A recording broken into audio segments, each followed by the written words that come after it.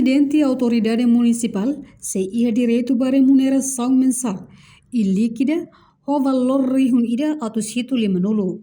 Quarta-feira, governo ligou-se sobre mútuo conselho ministro aprova projeto decreto governo quando o estabelecimento de remuneração para presidente e autoridade municipal deve apresentar o ministro da administração estatal Tomás do Rosário Cabral.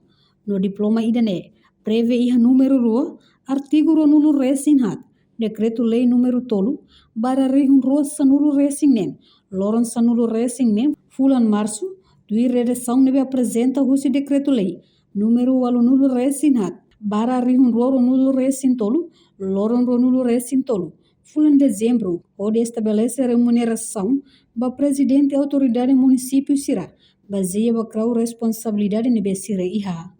Não se foi impulso para o processo de descentralização territorial, deve ser implica aumento do recurso material, orçamental no humano, deve se coloca e a responsabilidade. Não é presidente e autoridade municipal, se ia direito para remuneração mensal e líquida, o valor dólar reunido a sito limanolo. Portanto, decreto governo IDNE.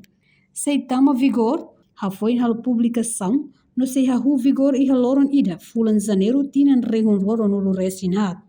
Enquanto revoga ona i decreto governo número tolo, para rehunro sanulo resinen, loron nen, fulan abril nebe altera hosi decreto governo, o número nulo, para rehunro nulo resin ida, loron sanulo resin ida fulan agosto.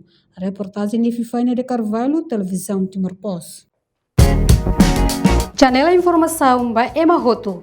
Atu tem informação atual dia Clio que tá halua. Haneha botão subscribe, like, halo comentário no faz botão ba media social hoto.